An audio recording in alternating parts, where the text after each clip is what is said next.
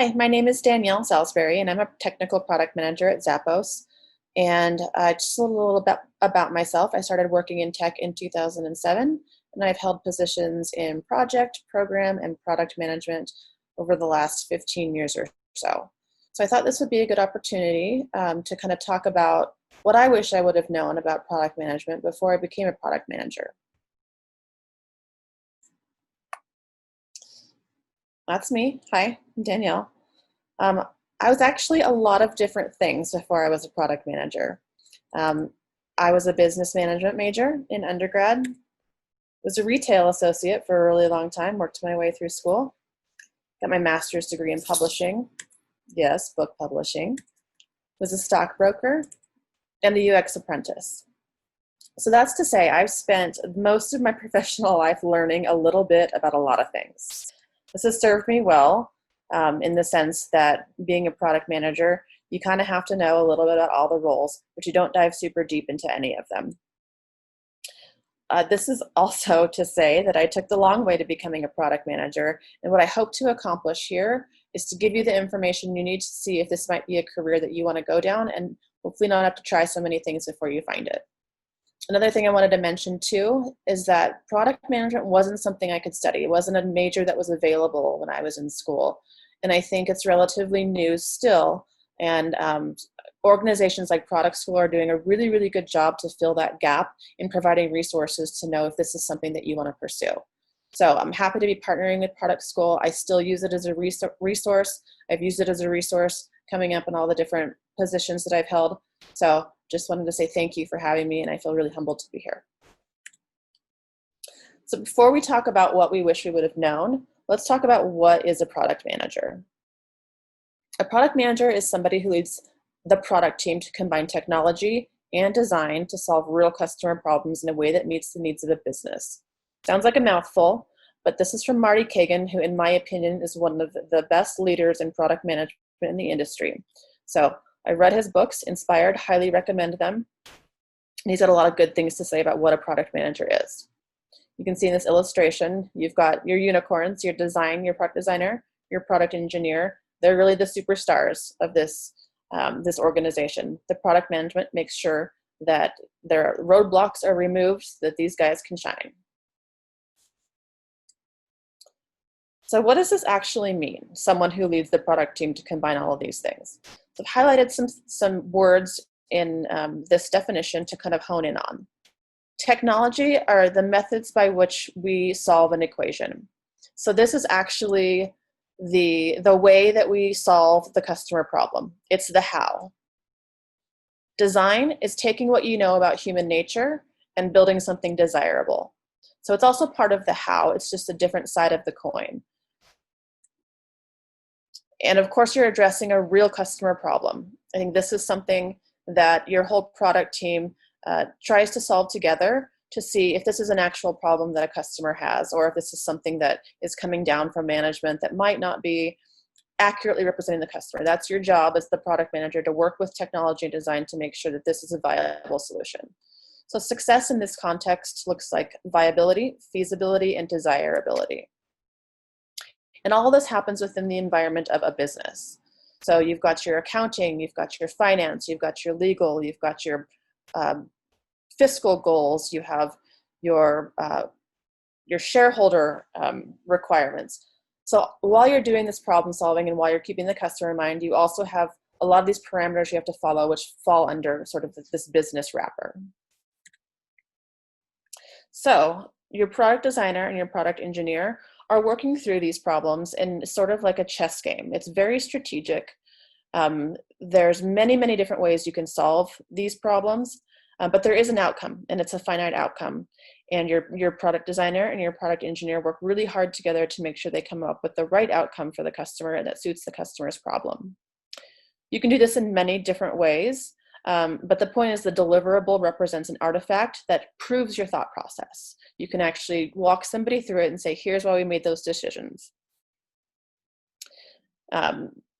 Again, the product designer and the product engineer are working with the information that they have, the full information, so that they can take their creative ways to solve the problem for the customer. So what does a product manager actually do? And here's the first thing I wish I knew about product management. The product manager, as a product manager, you make decisions so other people can shine, and then you get out of their way. So I think there's a common misconception in some industries that the product manager is the next step to the CEO. You get to make all the decisions. You have a team. You're calling the shots. That's just simply not so. There's a lot more human compassion and empathy that goes into being a product manager. And basically what you're doing is you're setting others up for success, whether that be your own team or the customers. You end up putting yourself in a sort of vulnerable situation as the product manager because you have everybody else's best interests at heart, but you still need to be successful within these confines of the business construct we spoke about earlier. So here's sort of a diagram. Huge Seahawks fan, so I want to just call that out and use that as an example here. Your product designer is like your quarterback. They have amazing ability to deliver great products, great designs, but there has to be a receiver on the other end who can actually make those things come to fruition, and that's your product engineer. So the combination of these two, your quarterback and your wide receiver, end up connecting in the best case of scenarios to make a wonderful product. And as the product manager, you are these other people you see next to the quarterback who is blocking them from all of the noise. All of these other priorities, all of this noise, other business goals are trying to get to your designer. Same with your engineer. When your engineer's in the end zone, about ready to receive that ball, and your job is to make sure nobody gets to them, so the connection is succinct, complete, and quality. In the best case scenario, that turns out to be a winning combination. There's no greater feeling in the world when your product succeeds and you hear about it from your customers and in the media and from people in your own company who say, this is a great job. You guys did a great job. You launched a successful product. That there's no greater feeling in the world as a product manager. But sometimes it doesn't actually go that way. And here's the other part I wish I knew, part 2.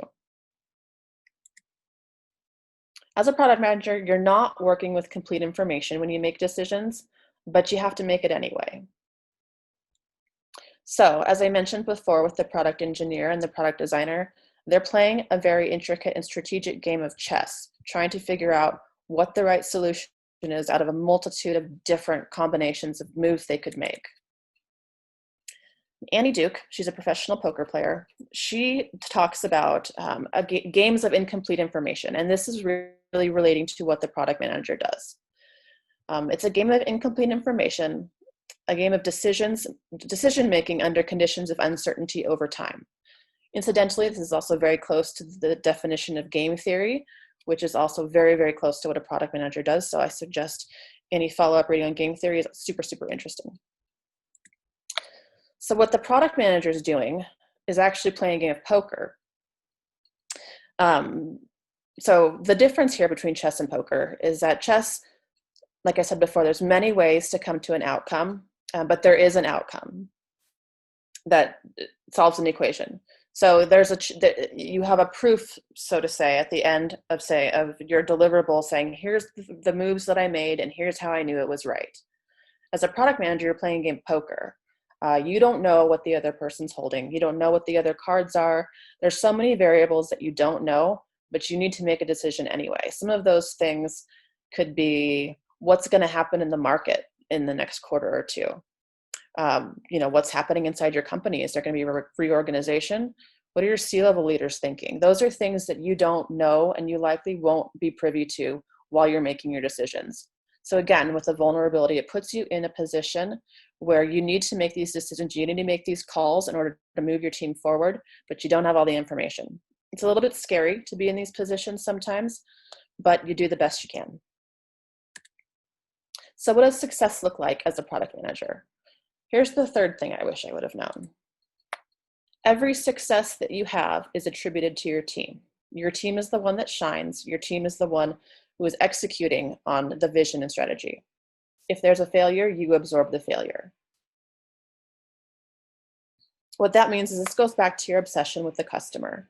You do everything right and you guide the teams to do everything right by the customer. And you personally, as a product manager, you're loyal to your team. This brings out, again, the humanness in you, your empathy, your compassion, your drive to do right by your team members. To be honest, a product manager is not successful, effective, or even actually a thing without their team. Their team is the one that gets things done, creates the product, and is really the ones that are executing on this vision. So what you're dealing with is a team that probably doesn't even report to you, and your customers. Those are the things you care about the most. So everything that you do is guided by the fact that you're doing right by these two groups of people. You obsess over them, and you put yourself, again, in an incredibly vulnerable situation, because if you make a mistake, or if some variable changes that you didn't see coming, and therefore changes the decision that you made, you have to be able to pick yourself up, pick the team up, and move forward. At the end of the day, if you lay all the facts out after you've known them, and you still say, you know what, I would have made the same decision, even with the facts I knew at the time, you got to take that as success and move forward. It's great being able to celebrate with your team members. This is an actual picture of one of our launches. It's really personal going through a product launch with your team. You get to become very close. As a product manager, you jump in and you kind of do all the roles where you need to make sure that you're hitting your deadline and creating the best product. So this is one of the most rewarding parts of being a product manager, is being able to celebrate with your team. So what are the takeaways, the 3 things we sort of talked about what I wish I would have known before I was a product manager? You must be comfortable with an incredible amount of vulnerability. You must accept the challenge of working with incomplete information, and you are responsible under every circumstance for your team and the customer. Those are things that sometimes aren't easy to do. You take a lot on yourself, and you own a lot of your own decisions, and you go to bat for your team, you go to bat for the customer, and that's not always easy to do. So after all is said and done, would I still choose to be a product manager? And is this the right choice for you? It took me a long time, as I mentioned before, to figure out what I wanted to be when I grew up. I wasn't one of those people that just knew and found a path and went to school and did it, and rose up in the ranks. It took me a long time to figure out what I wanted to do. And I think that actually served me well, because I got to try a lot of different things. And in this case, my exposure to product management was working with product managers, doing product management work that I didn't know I was doing, and finding out later that's what a product manager does. So it's given me the opportunity to say, yes, this is something I would choose day in and day out, knowing what my responsibilities are to my team and the customer, and the kind of impact I can have. So hopefully with this presentation, I've dispelled some myths about what product management is and isn't, and maybe given you some information to be able to choose to see if this is the right career path for you. I would love to hear your guys' feedback and any questions I'd love to answer. And I want to leave it on one note that's incredibly important for a product manager to live by, and this is from the late, great Paul Allen, the owner of the Seahawks. As long as we work together with both urgency and determination, there are no limits to what we can achieve. That is the mantra, and that is the saying that you live by as a product manager. And that's the thing that you want to instill in your team, your customers, any relationship you make along the way. So if you're ready to take that on and to really live that, it might be your chance to be a product manager. Thank you.